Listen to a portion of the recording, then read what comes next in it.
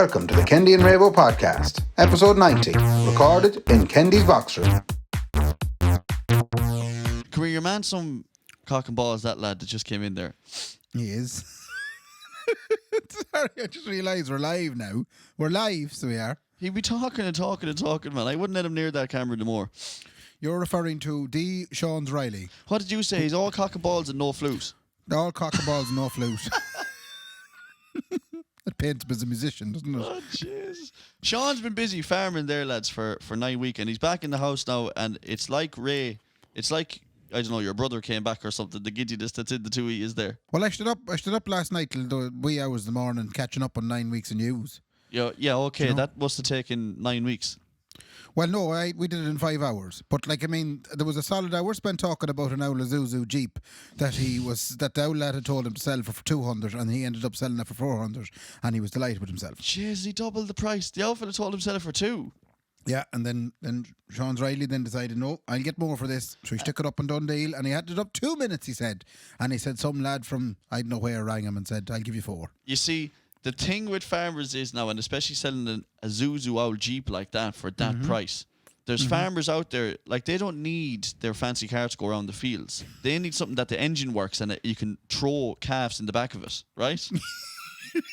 Yeah. Because the same thing happened with my brother when he was selling his van. That, like, we don't see the value in them when we're not farmers or working gentlemen. No. You know what I mean? No. And they see the value beyond that. So we undercut ourselves without even realising that. My brother tried to sell a van for £1,000, right, a couple of years ago, right?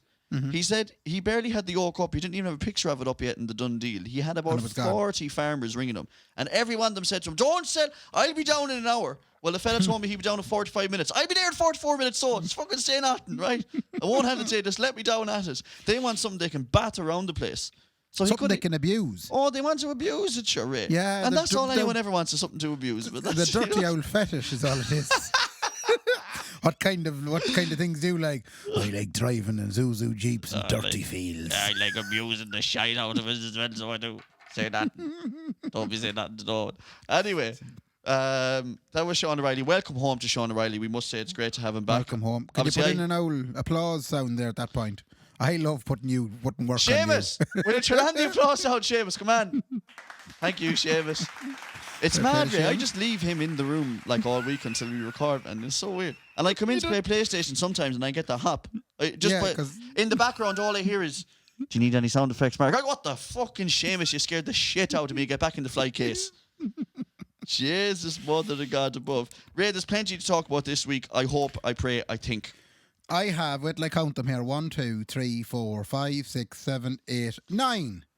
9 items on the agenda for this week's podcast. It's going to be a big old sexy long one until we get to the editing stage at the end where me and Ray go, come here. Do you remember those 5 things you said in the middle? Yeah. We're going to cut all of them out. They were shite. That happens a lot. Last week we said some shit in the podcast that when we listen back in the cold light of day with fresh ears, you end up going, why in the name of shite did I say that? Cut it out, cut it out, cut it out. So, forget about me saying this was a long one. It's going to be about 24 minutes now, Ray, by the time we're finished. Would you like to start or shall I?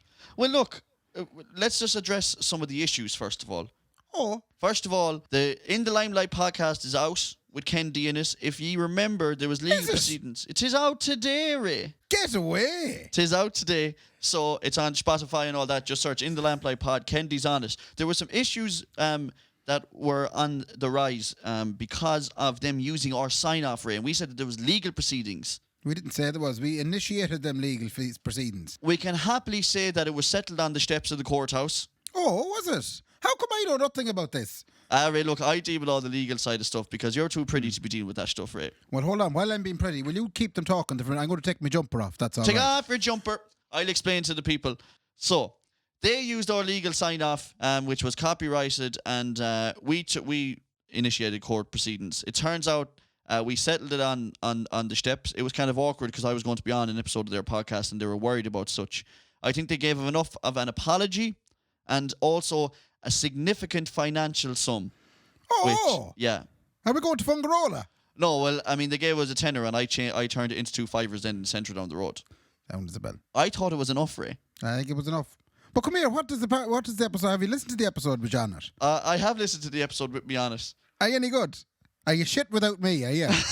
Does it take the three lads? Does it take three feckin' lads just to try and even come close to the magic that me and you have together? Yeah, to be honest, Ray, I don't think I work at all without you, Ray. 'Tis I can't without Dick. I can't wait to listen to it now. And the problem is I'm behind on it. I'm on the second episode, halfway through it at the minute. Right. So of the series. So I'll get to you in a couple of weeks. Oh, yeah. Well, let me know next year what you think of the episode, so will you? A big shout out to the Indie Amplify podcast, lads. I was their guest this week, and it was tremendous crack. And listening back, they're very nice gentlemen, it turns out. And thanks for the tenor. I think it's great that people can get extra Kendy. Yeah, well, if you want a little like. bit of extra Kendy without signing up to the Patreon, well, sure, then you're elected. Or upsetting Nicola. It was clean and it was good, and I enjoyed it. Fair play to the boys. Another couple of things, Ray, as well. Did you watch Primetime this week or no? I did not. Or did you hear about what happened on Primetime this week or did. no? Well, was this the whole crack with all basically the RT lads that had some sort of going away do for one of the ladies, and they all took a ball of pictures, and they were all hanging out and having the crack, or is it something different? No, that's not that, but that's funny though that you bring that up as well. I wasn't going to bring that up, but you brought it up. Turns out that they had a big going away do for Mary down below in communications, and they all sat down and said, "Why don't we? Do you know what we'll do now? We'll take a load of photos and we'll put them all up on Instagram and Facebook and stuff. And forget. Yeah, and forget that the rest of the country is in lockdown, and we'll just... But that's what happens, right? You see with the elite like that. The RG will be spouting off the stuff and they'll be horsing it out to us and they won't be following it themselves. Miriam Callaghan went on the radio the next day and she said, I can't apologise enough for what happened. We took photos with Mary down below from communication. She was retiring, which I actually think is okay, Ray. It was okay that Mary retired. I thought it was okay that they were chipping around and having a little do for her. Listen, it is what it is. I think they made a mistake. Obviously, they made a mistake and they put it out and they put up a load of photos, the feckin' Egypts. But the thing is that they just issue a public apology and everything is all right then. The people they don't have to resign. They don't have to resign or nothing like that. Whereas when there was loads of people out drinking cans of Dutch Gold in Cork City, Ray, there was a load of arrests made, I think, and some court proceedings that are going ahead, you know? Right. Now, having said that, we don't know what those people did. They might have been spitting on guards or pissing into rivers. We don't know this. But what I'm saying is that it's okay for RTE. They could piss into all the rivers they want. Because they're RTE. But having said that, RTE, if you have a radio job or a TV job for Kendy or Raybo, we'll go to all those dues as well. I don't mind at all.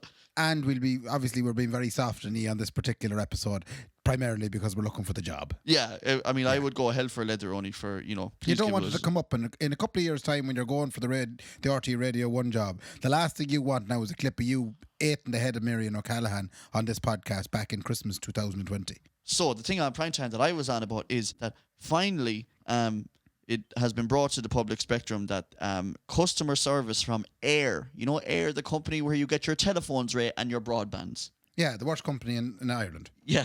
Yeah. There was a Primetime special about how bad their customer service was. Right. Okay? Right. So they go around to all these people around Ireland, and the people around Ireland are saying, well, I couldn't get the internet during the lockdown, and I was trying to ring them, and they had no internet for me at all, and loads of that stuff. And then they get the CEO, right, of Air to come on, and she's a marvellous woman. Funnily enough, when she's apologising to the people, whether it's out of her just sheer awkwardness of the whole situation, she's smiling the whole way through her apology to people. She's like, well, first of all, just sorry to those people out there. And it's so disingenuous. No, bad luck. But she says, I'm going to explain the whole lot to you, right? Yeah. This woman comes on and says, we stopped outsourcing all of our broadbands 2 years ago. And what we did was we tried to get good pensionable jobs in Ireland, right? Right. So she says, what we did was we took all the workforce out of Dublin because, you know, there's too much of a turnover in Dublin. Young people just come in and go out of the job. We upped it in Cork and we upped it in Limerick. Yeah. And she said, we built a brand new centre in Sligo. Right. And then she says, that was where it all fell apart. You're joking me. She says in hindsight, it was a bad idea to do it in Sligo, she said. Why? She said, because there's no history of customer care in Sligo whatsoever in terms of the telecoms. And she said what we had was a load of retail staff coming in and they weren't able for the training. Oh, geez, that's a fair sweeping statement. She went straight for the jugular, Ray. Right. She went straight after Sligo and she said, in the meantime, we're trying to train these stupid people down in Sligo. Hold on now. Jesus tonight. She says, not in obviously those words, but she says, the the people in Sligo weren't, most of them weren't able for us, and they have a huge turnover of people coming in and then just leaving straight away again, which we saw. I saw lots of our friends and people who were around our businesses working in pubs and different places saying, "Oh, I got a job in the new air site down below here," and then a month later they're back in their job again because they go, the air customer care thing is terrible. I do not want to be working there. They opened that place in Sligo 1 year ago, Ray. I presume it's going down fair swell with the people of Sligo. Oh, I'm sure we're delighted to know that we're ignorant bastards and not able to trade. Aaron, no, that can't be the truth. She's clearly scapegoating, says I. Or do you believe it? Well, no, I don't believe it, and I'll tell you why I don't believe it. It's because those customer call care jobs are the worst jobs probably in the world. Obviously, anyone who's out there doing them, fair play to you. I right? love doing them. You love doing. I mean, that's the thing. You're on the phones. You're on the governmental phones. Yeah, though. I love it. I love when they're. I love the more annoyed they are on the phone, the more I enjoy it. Ray, it's a challenge. People are going to kill you for saying that. Oh, I love when they get vexed. I go, oh, great, you're vexed now. Let me try and calm you down. And how do you try and calm people down then? Maybe you could be training the people in Sligo. Maybe I should go. I should give up the government and go work for air. Yeah, absolutely. You should. Just even when I used to work in my previous government posting, I used to always volunteer for the shit calls. If someone had to ring someone, tell them they owed revenue a ball of money, I'd be hand up. I'll do it. How are you doing, George?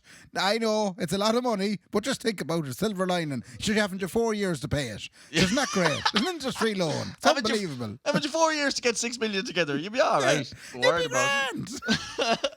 So, you should probably do the training for those. She also said that these people, she said they were used to working in team environments with goals, which is what those things are. If you don't get your 50 calls done today, you're out. It's fucking high pressure shit. And she said now that they're working in their bedrooms, they are less likely. She said the people who are getting 40 calls are now down to getting 30 or less calls done a day. And that's why there's such a backup. Also, Air has had 1,000 complaints since lockdown, right?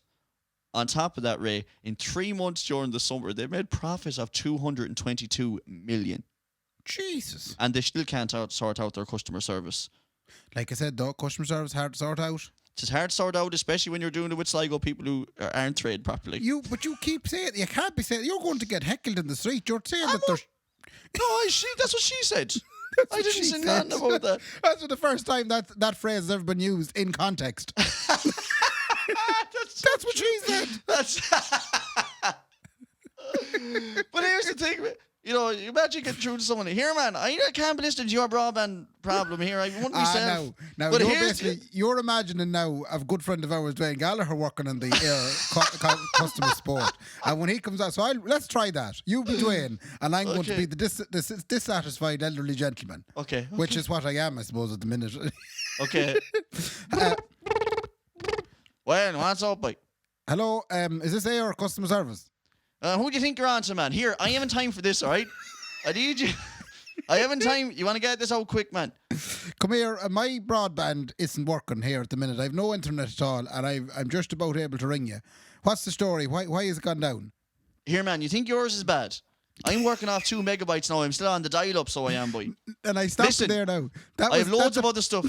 I've loads of other stuff to tell you, but I'll ring you back later and I'll tell you about that stuff at a different time, okay? Isn't that a perfect way to describe how some people deal with other people's problems? I expressed my problem there to you, and you instantly retorted with your own problems. Here, man, don't talk to me. That's what Irish people do, and especially Sligo people do that. Like, they're like, here, don't be talking to me about your stuff. Wait and hear what I have. But I heard a great one. Someone tweeted out about this air thing. They said, I had to go and get a job in air just so I could fix my own broadband. That's very good. Come here. Speaking of customer service, go on. I'm going to get into one of my little bits there now. It's only small. Let's get into it. I don't know. You flat out getting the Christmas presents. If you want to be flat out getting Christmas presents, you need to have money. Right. So, well, if it's any consolation, I had borrowed the money for this particular Christmas present from my sister. So, yeah, that kind of makes sense. That makes it a bit better. No, I was. Have you heard of a girl called Roz Purcell? I know who Roz Purcell is, yeah. She used to be a model. She's a model. And would you be familiar with her new line of clothing? No. She's mad for hiking. Oh, she hiking, she is. She's a hiking lady, loves the hiking, and she decided unto herself that she was going to bring out a line of clothes for the hiking. You mean like fancy hiking clothes? Not really. An old windbreaker with colours on it. Lovely. Coloured windbreakers. And a nice check. lilac-y, purpley hat. Okay. These are quite, fetching items. So they are slightly stylish hiking gear, is what you're saying to me. I suppose to be sought after. Who do you know who's into hiking, Ray? Well, it's not for hiking, it's going for walks. Okay, because that's what I was going to get into. Because I Yeah. do see the people going down to the regatta and the mountains and the Call of the Wallet downtown, right? Yeah. Going in buying all this hiking stuff, and sure, they're not hiking at all. They're walking through town, like. Well, in fairness, I had a similar situation there happen on Sunday. Myself and Laura went for a walk on Coolney Strand out Strand Hill with my good sister Joanne and her fiancé Michael. Yeah. Right? Yeah. Myself and Laura rocked up in non-hiking gear. We were in standard clothes of a Sunday. Yeah, of a Sunday clothes. Of a Sunday clothes, yeah. I was wearing a jean. I took the Pumas out because I didn't want to get sand in any of the good shoes. Do you know? Yeah. So we had thought about it, I suppose. Laura donned a scarf and a nice jacket. Lovely. And she was wearing a very fetching pair of Doc Martens that were perfectly ready for any bit of sand that was going to be thrown at them. Now, on Dr. Watching. On Dr. Watching, a very fetching pair. Yeah, lovely. But we went out, we met Joanne and her fiancé, Michael. Do you know what they were wearing? Go on. Full-on hiking gear. Yeah, they probably had the 2 poles and everything like they were climbing Everest. The They had the goggles on. boots, they had the waterproof trouser, they had the fancy jumper, the jackets, the whole lot. Oh, they're not doing stuff half-arse in that house, I'll tell you one thing. So there is a market out there for buying the old hiking gear for people. And Roz Purcell is obviously Roz is going for doing it, but she has this line called the Hike Life, and this is a little plug for them. Now I must add something there now. Mm-hmm. Roz just come out with these things saying we're going to release the next batch of these lovely jackets and jumpers and hats. Right, we're going to release it Tuesday evening at 7 p.m. Okay. I was all set Tuesday evening at 7 p.m. I was thinking I'm going to get a nice jacket now and a nice hat, and it's going to be the Christmas present sorted for herself. Okay. Bang on. I thought this is going to be no problem at all. She's like going waiting for tickets to Bon Jovi.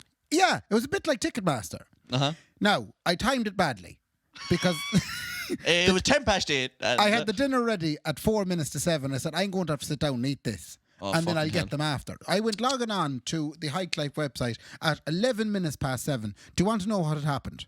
They were all fecking gone. It's all Everyone. shagging out. Yeah, man. They're like Gareth Brooks tickets, man. Anthony Ross Purcell does turns to gold. But there was a comment, I believe, put up on the interweb saying, was there only 5 hats available? Is that what you're talking about? Was there only 3 jackets? Are you eventually going to have enough to actually sell to people? Yeah, I think she might be making them herself down below or something. She's like, I can't fucking, my hands won't go fast enough. She gets 1 or 2 done a week, like. I was devastated anyway. I got no jacket or no windbreaker or nothing. But I tell you something about the walk though on Sunday now that I mentioned it. Go on. We did a little boomerang. Are you familiar with boomerangs? I know what boomerangs are, yeah. I'm an It's where your awful hand old goes in man. and it comes back out again. Yeah. Yeah. Your So hand we goes in and decided- it comes back out. It's like the hokey pokey. Myself and Joanne and Laura and my Micheline were down on the beach and we got the news that a good friend of ours, good friend of the podcast, Tony Travers. Are you familiar with him? I know Tony Travers, yeah. He's one of my favourite ball gentlemen. Yeah. Top He- 5 anyway.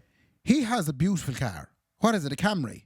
He has an old, he has a Wolseley or something. I don't know what it is. Bag of shite. But he must have gone for 18 NCT tests in the last 6 months. What he drives, Ray, is an old Almera. That's it. Yeah. Yeah. And it has 5 different colours on it. It's in a heap. But he went on a bit of a crusade to get this passed for a year. So Yeah. everything they told him was wrong with him, he fixed it. And eventually on Sunday, the good news came through that he had passed the NCT and he got his year's NCT, which we all know is a great time for the parish.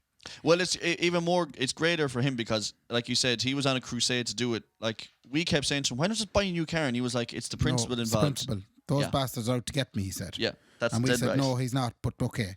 But when we heard anyway that he had passed the NCT and he got his year cert on it, we Yeah. decided to take a celebratory boomerang where we Okay. all jump up with joy, Yeah. right? Oh, yes, tremendous. And it brings it back Tremendous. down. Yeah. And that was it, right? Okay. Yeah. And later that evening, my sister Joanne and her fiancé were at home, and Michael realised that he was missing his phone.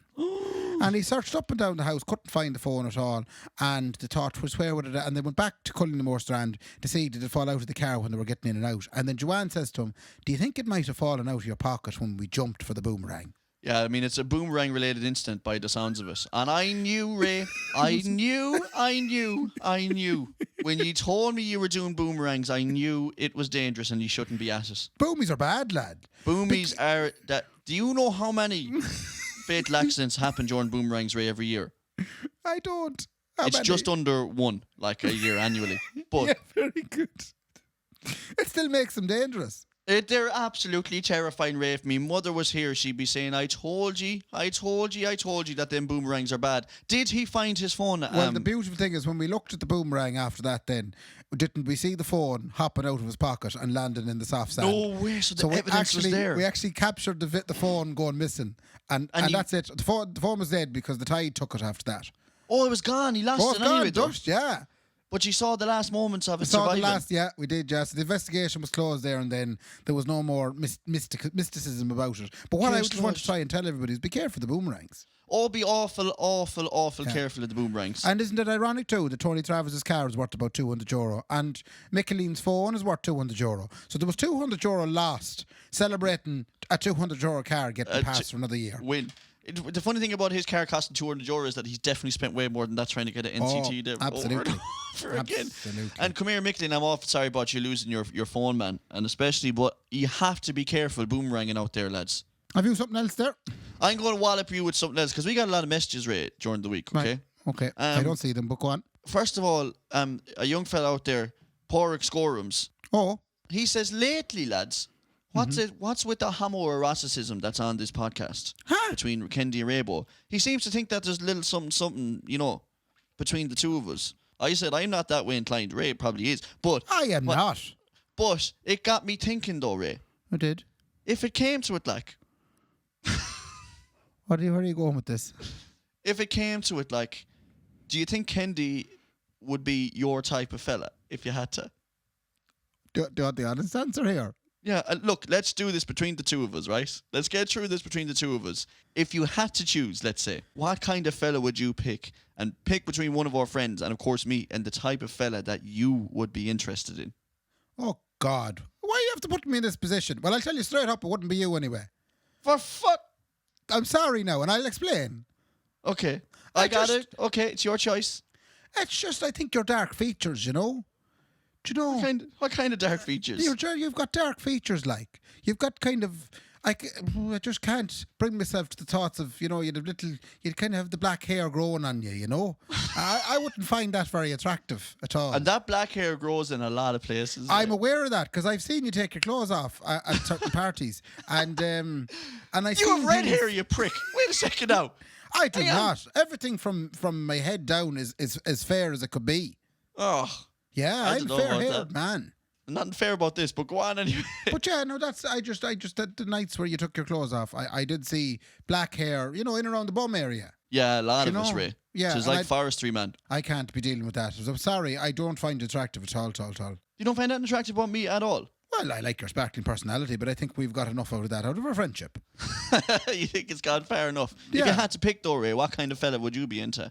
I don't know. Do I have a friend that I could say? You're only just looking for a prototype of a guy. You can pick a famous person either. Oh, can I? Yeah, someone that you kind of go, if I had to, I would. I have it. I have the answer. Oh, this is marvellous. And it's funny, it didn't twig with me today when I was thinking it. I was thinking, I wonder why I'm thinking this now. Do you remember, I suppose this is hard now, you won't remember this at all, there was a season of Love Island, a very famous season of Love Island. Okay. Right? And it was the season where two gentlemen, Chris and Kem, were on it. Oh, yeah, I've seen them on panel shows. Yeah.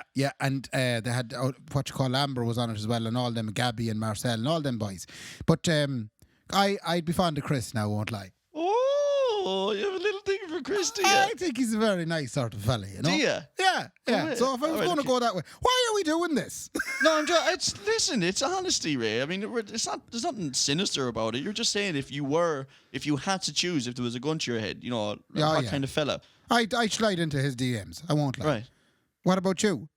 Oh, I wouldn't. Like, I'm not gay. I wouldn't go for anyone. Like.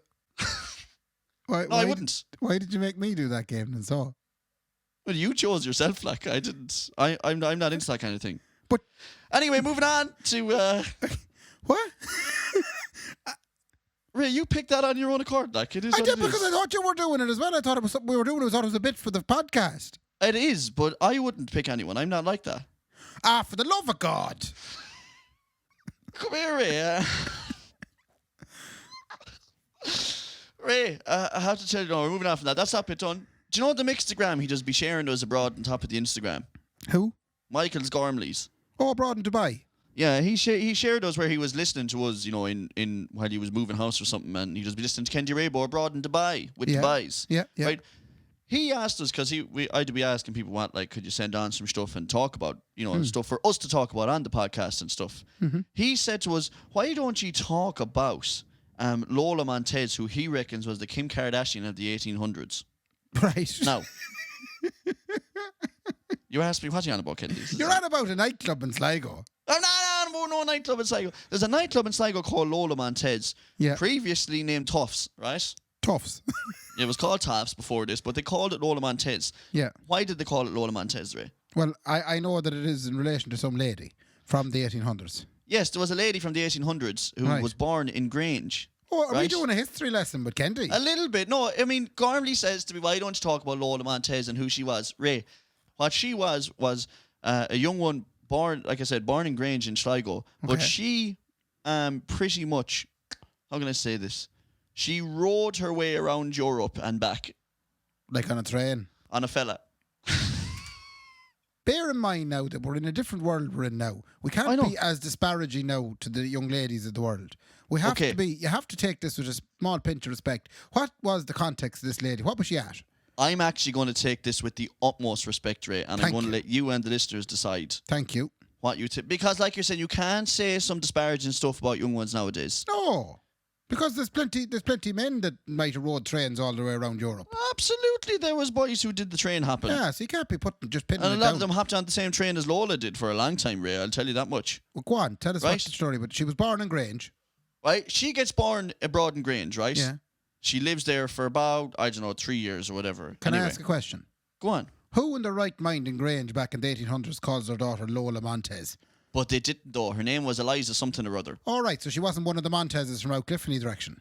Nah, they're different Montez altogether, Ray. Right, fair enough. Yeah, completely. Breeda Montez, nothing to do with Lola Montez. Okay, sound as well. A different clan altogether. But she's born here, right? And because her father is in like the British Army or some shite. Okay. He wants to hoof them off out to India straight away. So she doesn't even spend any time in Sligo that much at all. Anyway, I think there's about 10 people that might have died while she was around them. Hear me out now.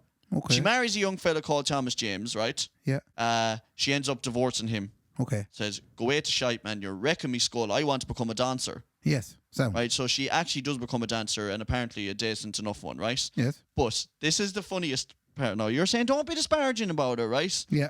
She becomes a renowned courtesan.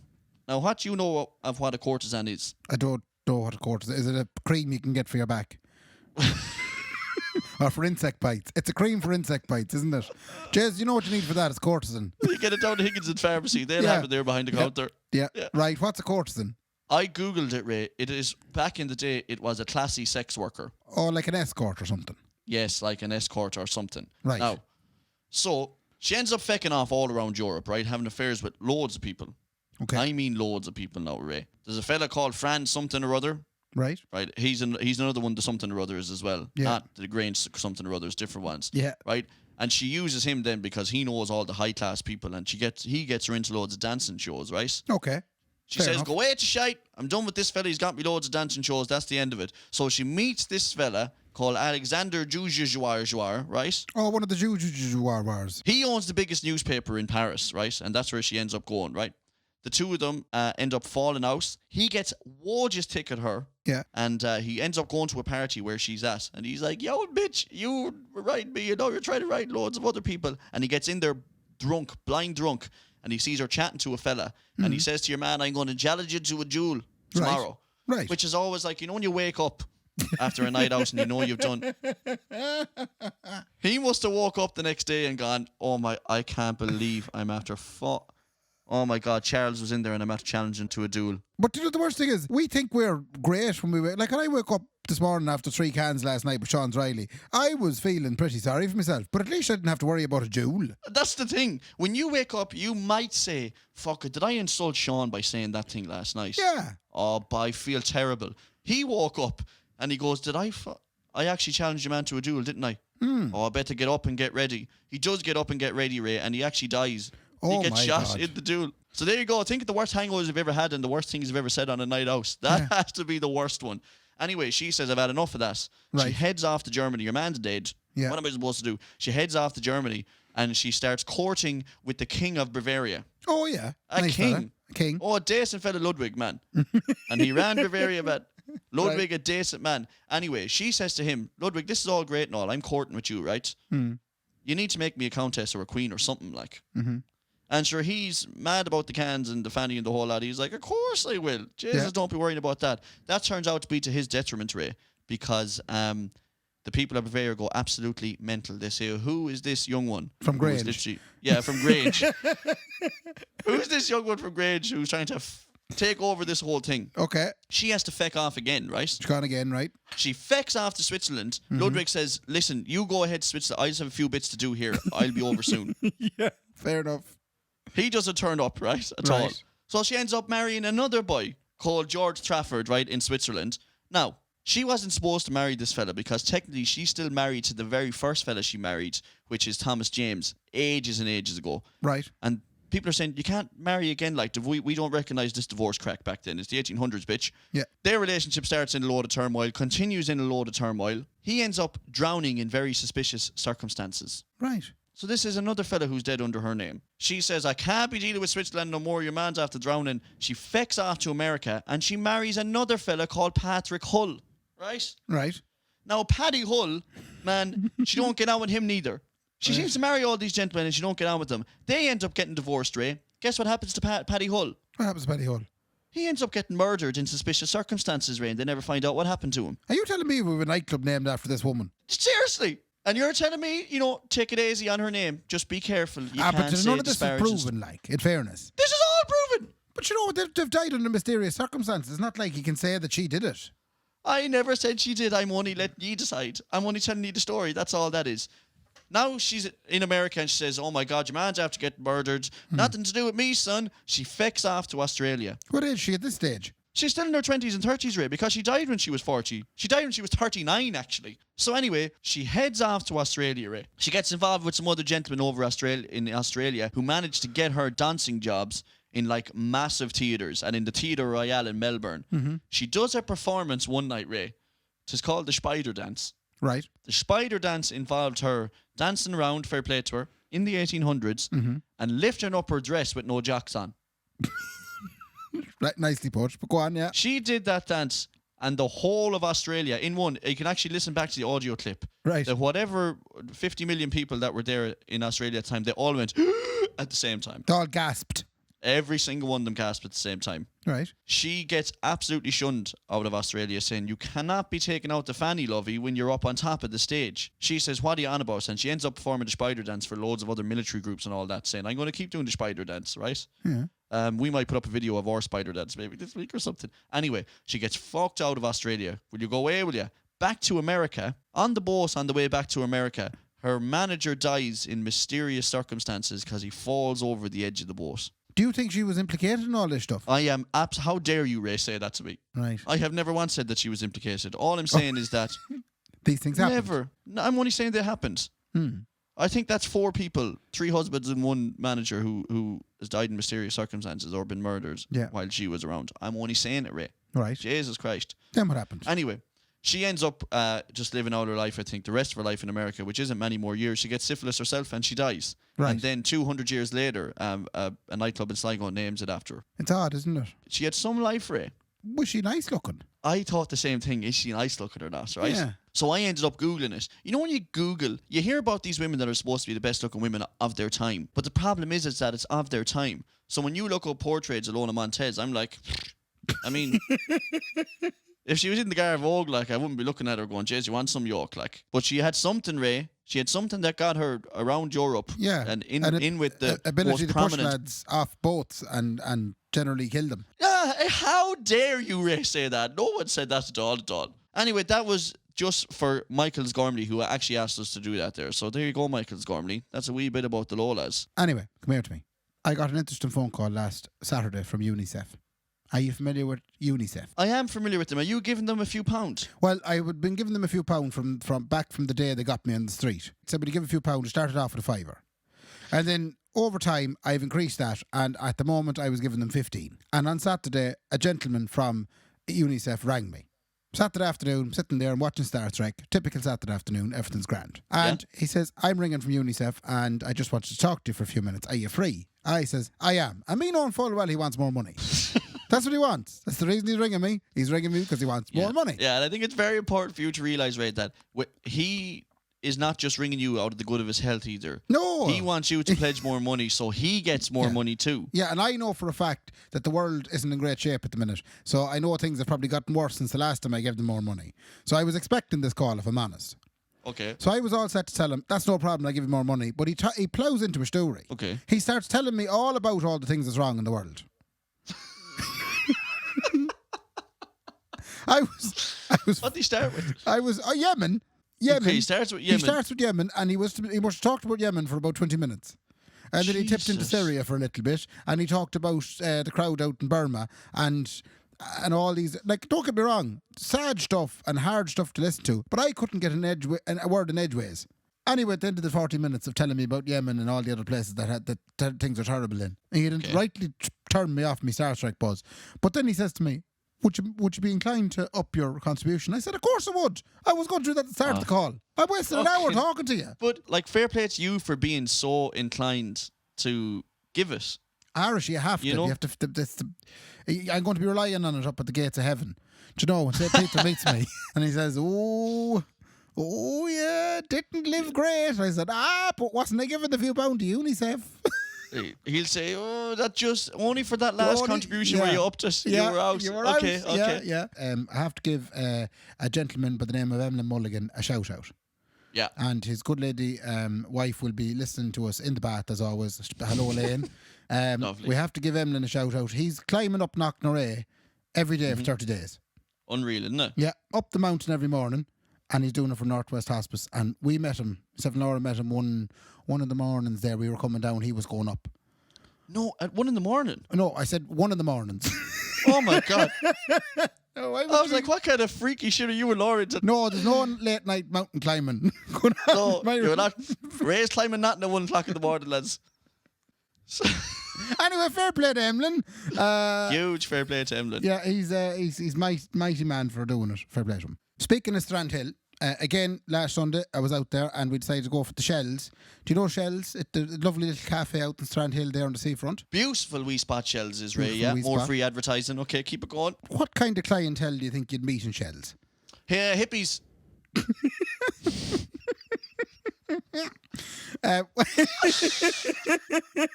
Sorry, I meant to say artists. Okay, would you be surprised to see surfers out there? Absolutely. Yes. Yeah, you'd see a lot of them. Well, it's right on the beach, like, so yes, yeah. you'll see surfers. Now, would you say surfers are kind of stylish sort of gentlemen? Yeah, and you usually have long hair. I think that there's like a looks requirement for fellas to go surfing. Like, we couldn't surf even if we wanted to because we're not good looking enough. No, we're not. No. Like, we'd be laughed off the beach, like. You know what I mean? Yeah. And I've tried the surfing thing, but imagine me and you going out like big old pasty bastards. Our hair is not long, like yours is on the way out. Yeah. And you know what I mean? Well, we land there and we'd be laughed off the beach, Ray. You will be surprised and so to hear that a surfer gentleman up inside in Shell's Cafe, as I was putting I hate to say this now, it's pure notions. As I was putting the brown sugars into me latte. Oh, because it's nicer with the brown sugar, you see. Yeah, the white doesn't work. And a gentleman surfer, decked head to toe in the most stylish surfer gear, right? Hot tuna type stuff. Hot tuna. I think hot tuna is some class of a brand of some sort of a surf shoe. Anyway, okay. You can also get hot tuna in Shells as well. It's beautiful. But there I was anyway, standing there minding my own business, sugaring up my latte, and a gentleman come up behind me and he says, "Is that an Aina jumper?" Right? He was eyeing it up. He was eyeing up my jumper. I have a jumper that that Laura got me that from the brand Max, right? And it's Aina, EINE. That's the brand, okay. and it's got a load of colours on the back. But your man, I know it. The gentleman come up and he says, "Where did you get that? That's really class." And I standing there going, "What?" Now, Kendy, you've known me many a year. Yeah. Would you consider me stylish? From all the years I've known you, yeah. I know for a fact that it never happened and never would have happened that someone came up to you and said, "Jesus, where'd you get the Jack and Jones hoodie?" That's unbelievable. No. At home. You know what I mean? Yeah. You hit on a brand. He was pretty much saying fair play to him, not you. For even knowing what the brand was. Yeah. Yeah. He was saying, yeah, I know that brand, and I just want to let you know that I know it too, because he thought that you knew what it was. Oh, I But you're didn't, going, because I looked at I them. haven't a fucking clue. I like a deer in headlights, and I turned around to Laura and I said, Laura, can you please take this question, because I haven't a clue what this is from or who does it or what. So Laura had to explain to him the brand and where they were got and the whole lot, and I was shook after it, because no one had ever complimented me on my clothes before. I feel bad for lads out there where there's nothing wrong with Jack and Jones. That's not the problem. No. It's that Ray only bought Jack and Jones ever. I fell into a hole.